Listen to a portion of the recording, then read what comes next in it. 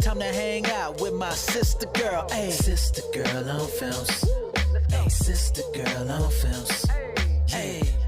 What's up, everybody? Welcome back to my channel. It's your girl, Sister Girl on Films. And y'all, we are back with season 4 of Love is Blind. This time we are in the beautiful state of Washington and in Seattle, to be specific.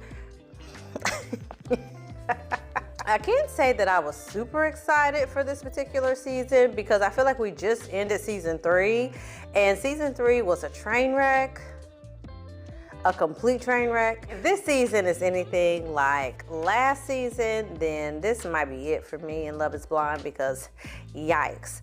But anyway, y'all, let's go ahead and get into this review. If you are new to my channel, hello, hi, welcome. The way I do my Love is Blind recaps is I start with a couple that ain't got nothing going on, straight to the point, not a lot of drama with them, and then I end with the most juicy stories. You know, you gotta keep people staying around. Let me just, in general, say, episode 1 of this season was so boring to me. Oh my God. I wrote it on my notes. Boring. I never thought I would see the day when I longed for Shayna. Like, I wanted Shayna. And I wanted somebody to ask about crop tops. I did. I needed a ukulele. Somebody cue the ukulele. It's you and I needed something, but eventually the episodes got better. But that first episode, it was rough trying to get through that thing, okay? I'm actually gonna start with Jackie. So Jacquelina is 28. I forget where, I don't know if they mentioned where she was from. They probably did. Again, I probably wasn't paying attention. But her accent was giving me like Oakland, California. Like some of the slang she was saying and her tone. Jackie was giving me stuck up. I'm just gonna say it. Like, she was giving me stuck up, but also I kept saying, this girl is a little hood rat. Jackie was so ghetto to me. And she was kind of superficial a little bit. And I can recall her and somebody having a conversation. And the girl was just like, if he's not that attractive, I won't care. And Jackie was like, aw, that's good for you. I said, oh, okay. So I can see now that looks and physical attraction will be super important for Jackie. And so Jackie was interested in Josh and Marshall. Now I'm starting with them because I didn't go back and watch any of these episodes, but from what I remember, I didn't even write nothing in my notes about Jackie, Josh, and Marshall. Other than the drama between Marshall and Josh, and Marshall being mad because Josh was like, Jackie is the only woman that he's here for, and if she don't agree to marry him, he's just gonna leave, and Marshall got pissed off about that. But I'm like, sir, that's why y'all here. This is why y'all here. So why you ready to square up with the dude with the cauliflower ear who clearly is into some sort of martial arts and will fold your ass like a pretzel? I said, what's all this beef about? And then when Marshall went to go approach Josh about it, y'all, let me tell y'all, I've never been in a fight in my life. I'm very nonviolent. The lies. There you go. This bitch. The lies. But when somebody is standing with their hands behind their back and you're aggressive and you're hyped up and they're calm with their hands behind their back, that means that person will beat your ass. I just want to make that clear across the board. Call this a PSA, public service announcement. If you on that rah, rah, rah, and the person you rah, rah, rahing at got their hands behind their back and they calm, maybe you need to calm down because they not worried about you. They don't see you as a threat at all. And that's how Josh was standing with Marshall. And Marshall peeped it because he toned him the hell down. Like, Marshall, your name is Marshall. Why you thought you was gonna be able to punk Josh, I don't know. But either way, Marshall gives Jackie the feels. She's really into him. She, fell for him. That was the guy. Even though she said that Josh and Marshall were her two boyfriends. She appreciated how Marshall pretty much stakes his claim with her and went and checked Josh about the whole situation. And that kind of sealed the deal for her. So her liking a dude that is kind of showing to be a little bravado is right up her alley. So Jackie and Marshall are engaged, and she first saw him and said he's not really her type. She said she's used to like the taller, darker, athletic. I'm not surprised. This girl looks like a model, okay? And Marshall seems like a very wholesome dude. So wholesome, in fact, that he's like, he don't want to have sex until after their wedding day. Jackie said, bitch, what? And I'm like, did y'all not talk about this in the pods? Like, and maybe it's production, maybe they didn't give us enough to see with Josh and Marshall and Jackie, but I'm like, y'all should have that conversation in the pods. Like, I don't understand. So our first couple we have is Marshall and Jackie. So next, let's talk about Brett and Tiffany. Super unproblematic couple. I didn't see them talking to anybody else. All the focus was on them. Tiffany is a 36-year-old client recruiter. Brett is a 35-year-old design director that works for Nike. His story was pretty interesting, actually. He did not go to college. Designing shoes was something that became like a passion of his. And you know, some people saw his work, they were impressed by him, picked him up, bada bada bang, bada boom. Some people at Nike saw his work and was like, you need to join our team. And now he is a design director with Nike. Super dope story. Well, Tiffany, you know, like most of the ladies on the show, is there to find a husband. She's not here to play games for nobody. She wants something serious.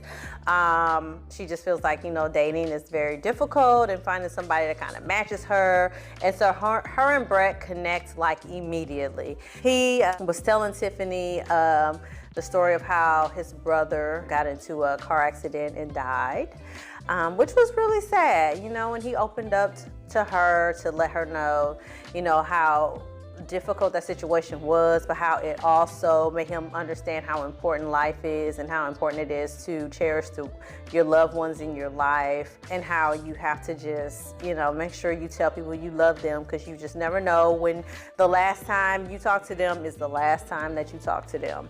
And so his story was really sweet, you know, and they're just crying, but they were connecting, and Brett was pretty much like, this is the girl for me.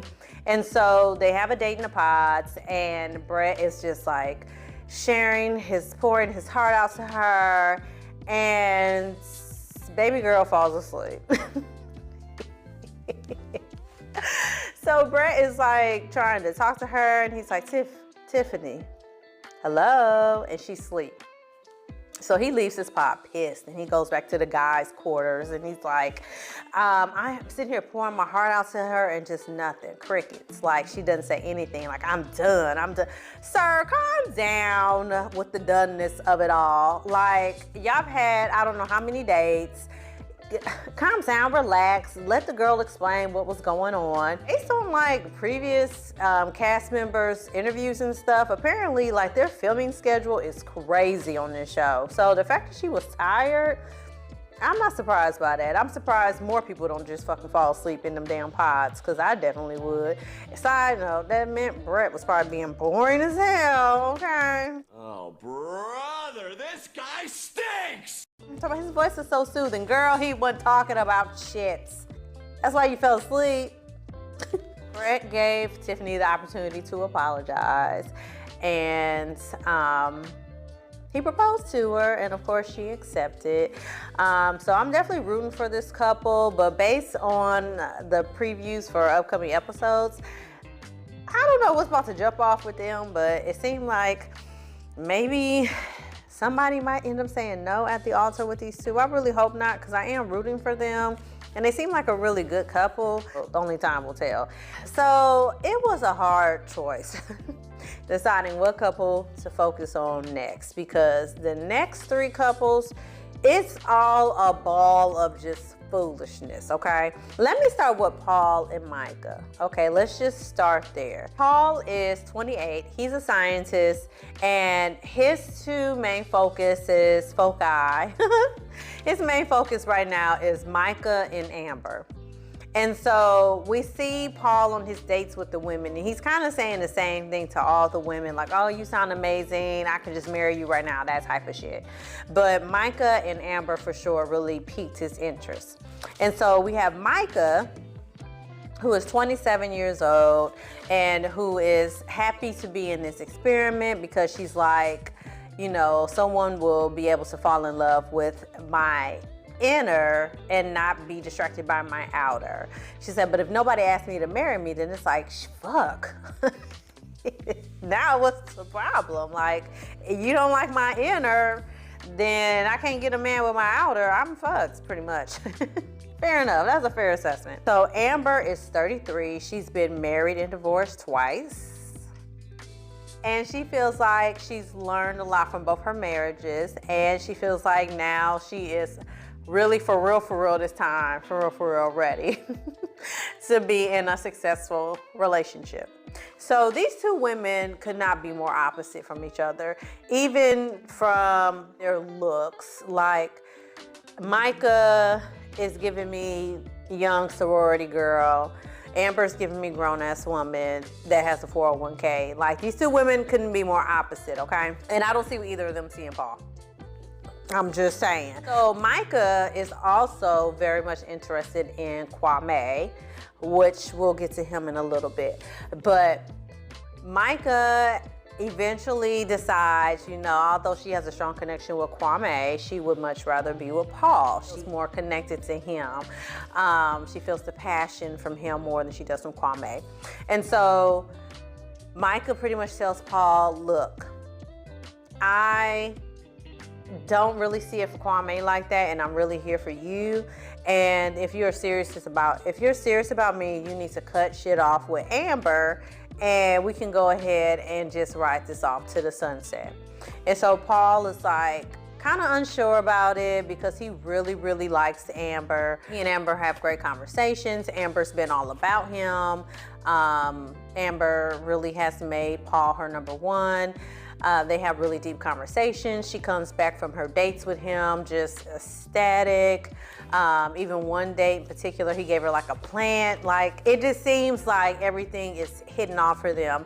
But where she messed up, she talked about how in one of her marriages that she did not see an issue with if one spouse cheats for the other person to kind of cheat to get their little lick back. And so Paul was just like, that's a red flag.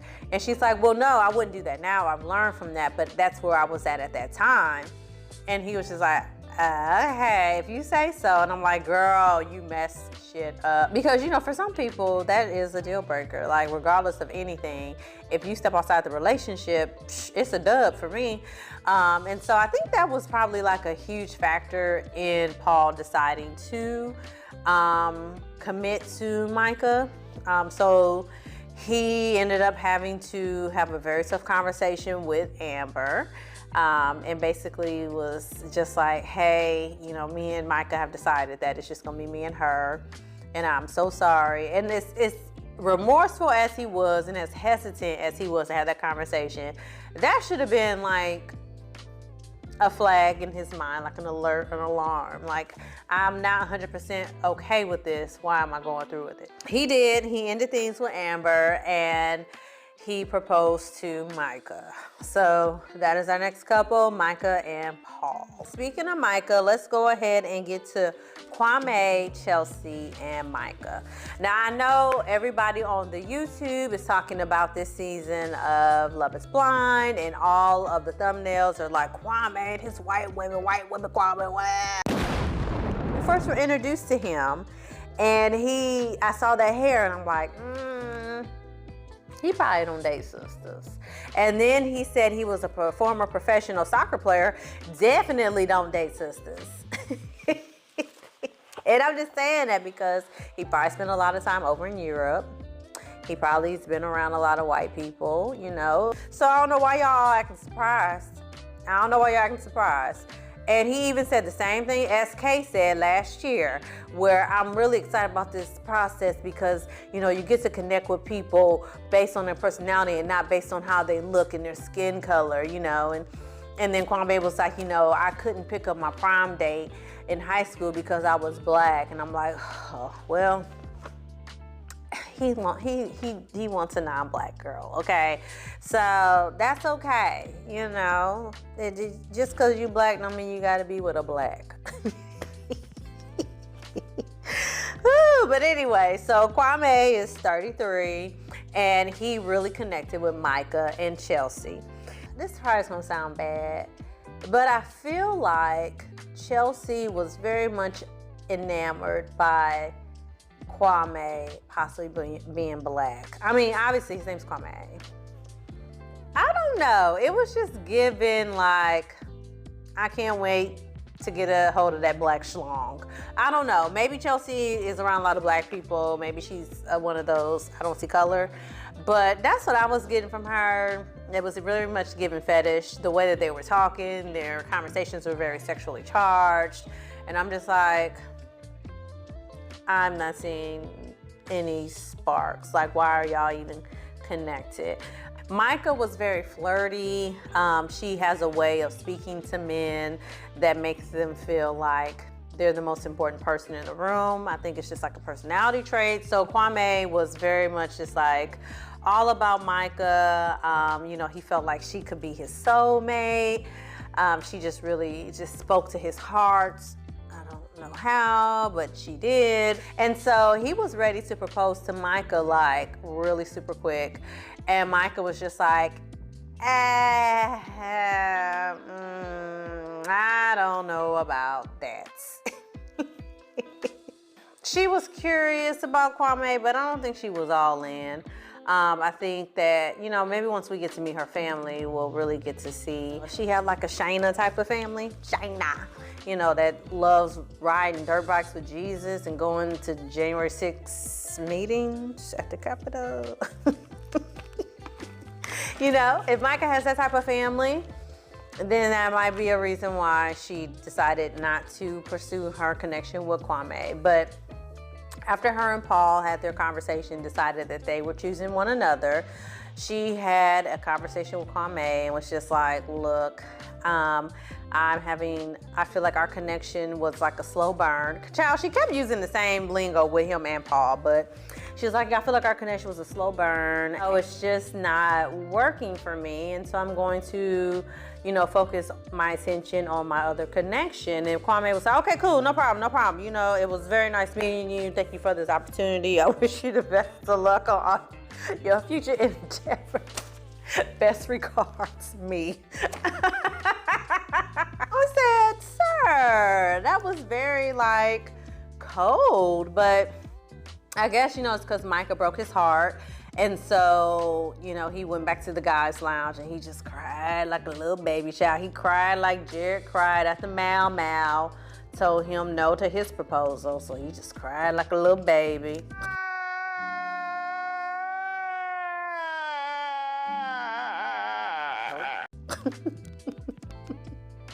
He just could not stop crying, honey. He was devastated. I was like, well, why don't you just leave the damn show if you are that devastated? And Chelsea, again, just like Ayana, you know, second runner-up, you know, there to pick up the pieces. You know, Kwame plays a song for her, and Chelsea was just taken aback by his singing. She's, oh, Kwame, it was so beautiful. Girl, was it? You want that dick bad, huh? So Kwame ends up proposing to Chelsea, and this is another one of our couples. So of course it'll be interesting to see what happens when they go on the honeymoons and he finally gets to encounter Micah in person. And then our last couple. So we have Zack. Zack is a 31-year-old defense attorney. He had a very rough childhood. Like, every time this man was on camera, it was nothing but trauma. Sir, Did nothing good happen in your life? Nothing. I mean, not a single solitary thing. Nothing positive happened in your life. Because everything he talked about was just trauma, child. First, he started by telling all the women that he was a stripper. I guess to kind of gauge their reaction, and come to find out he said it because his mom growing up was a stripper and she did what she had to do to make sure the bills was paid, and then they moved from place to place to place. They was never really settled. And he just had all the traumatic stories that one person could ever want to hear in a lifetime, okay? And so, you know, hearing his trauma story, Irina, with her terrible foundation, okay, I don't know, mine ain't probably looking too good right now either, but shit, it don't look like this and this, because that's what her shit looked like. It was driving me nuts. At first, I felt bad for her. I'm like, dang, somebody could have told her her foundation didn't match her neck. But then, after I saw how this bitch was acting,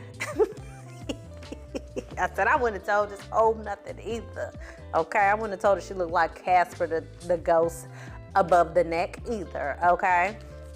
But Irina talked about how growing up, she had very bad acne, and as a result, she has acne scars from it. So she was always really like self-conscious about her looks.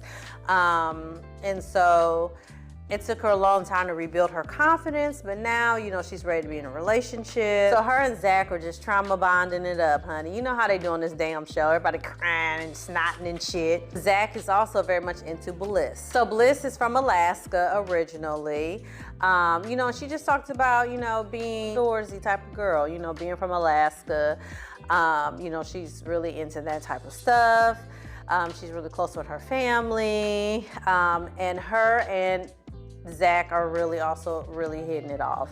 And so Zack is really torn because he feels like Irina is really sweet and she understands, you know, things that he's been through.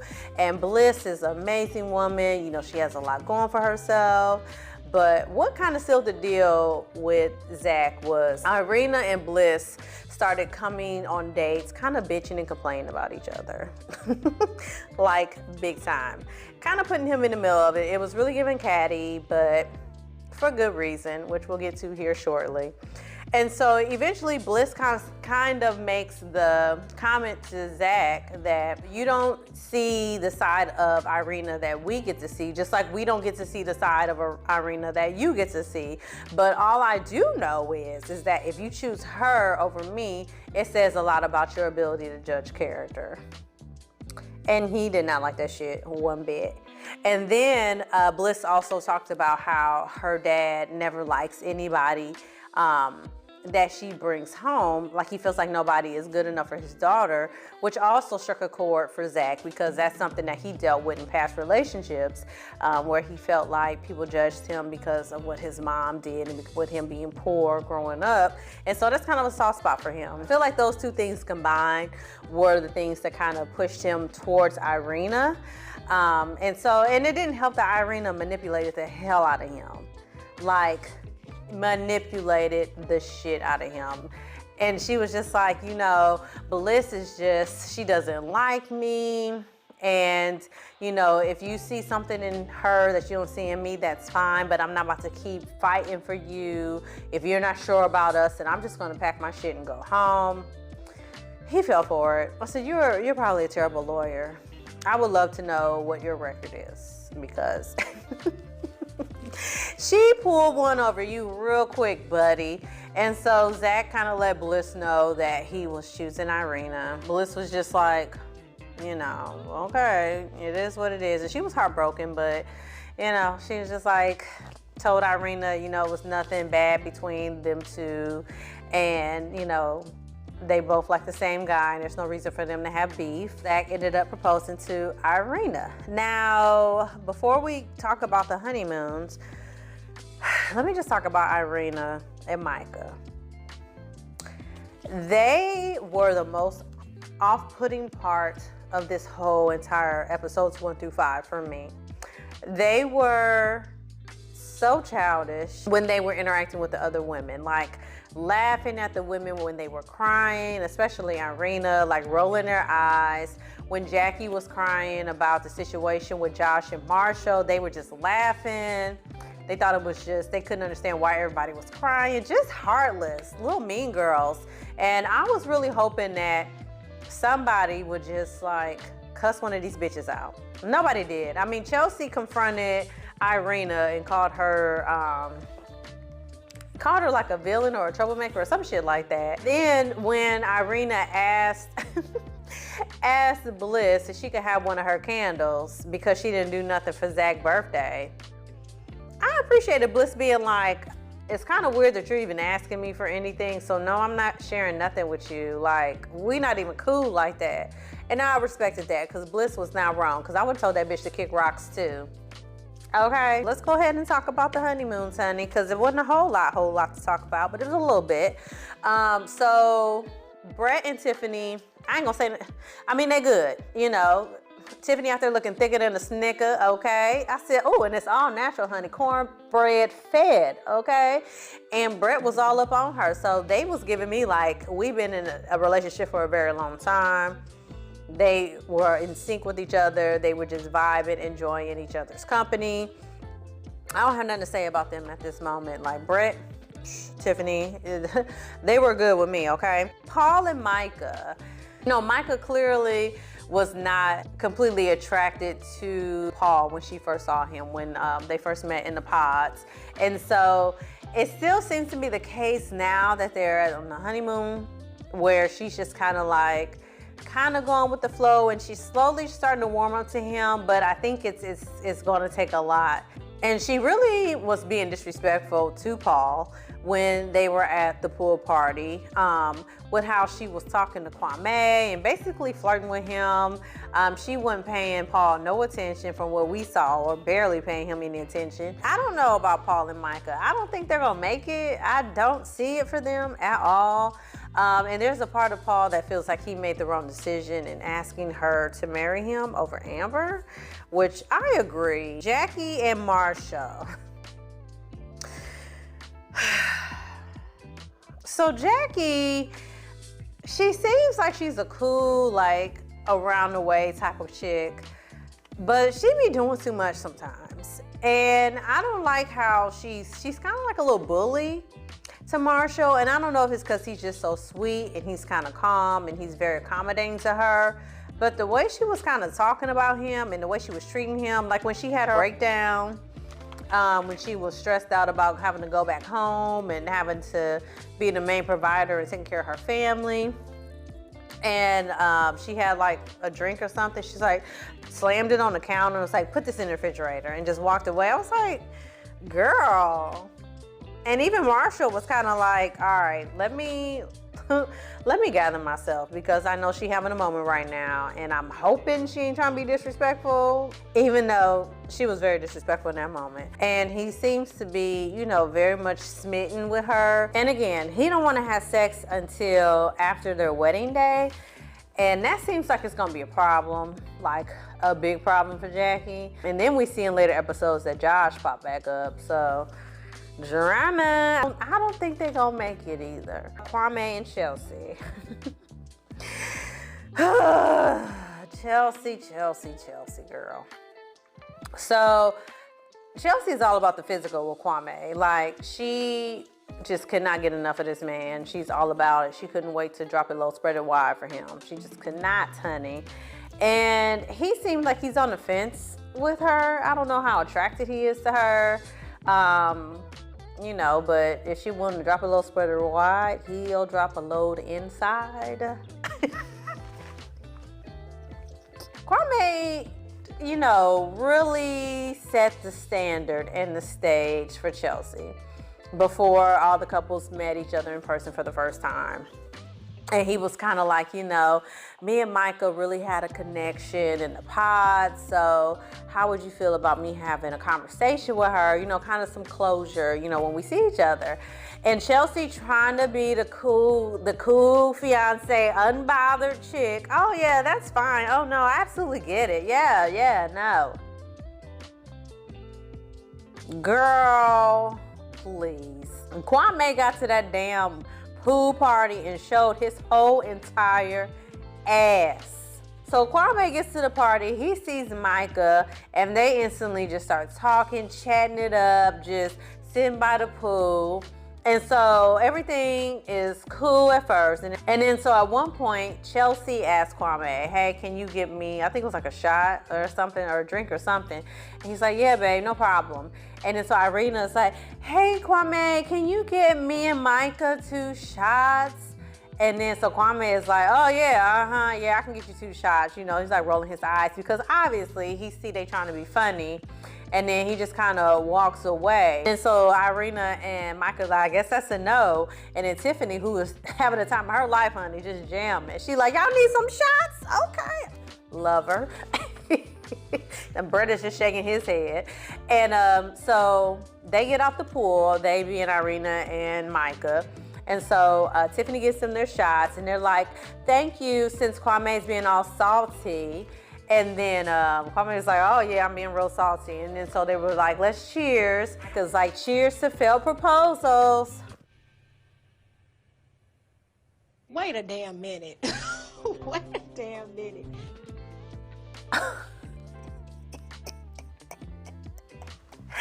Kwame was pissed. Brett was like, oh shit. And Irina just laughing and just chucking it up because this bitch is just awful.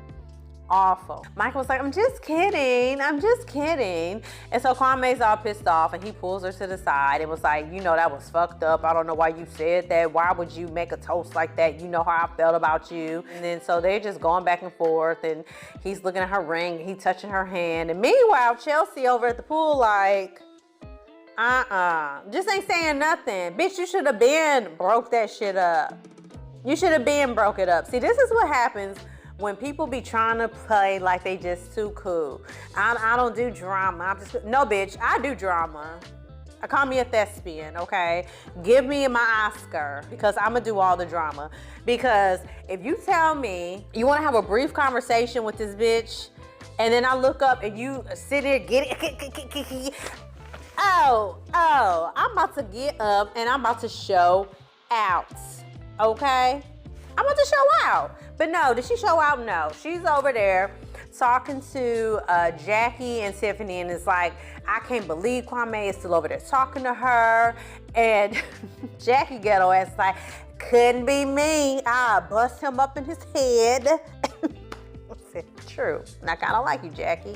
You be pissing me off a little bit, but I kind of like you. And then instead of going up there and checking Micah and checking Kwame, Chelsea's just like, you know what? I'm just going to go home. So I'm thinking she like going to pack up and just leave Mexico and go back to Seattle. She meant back to the room on the resort. So she goes off to the resort while Kwame still smiling in Micah's face like a fool. Had a conversation about the situation with Micah and him at the pool, and he apologized and said he should have handled things way differently than how he handled them. And, you know, going forward, he would move in a more respectable way, which I appreciated him having that conversation with her.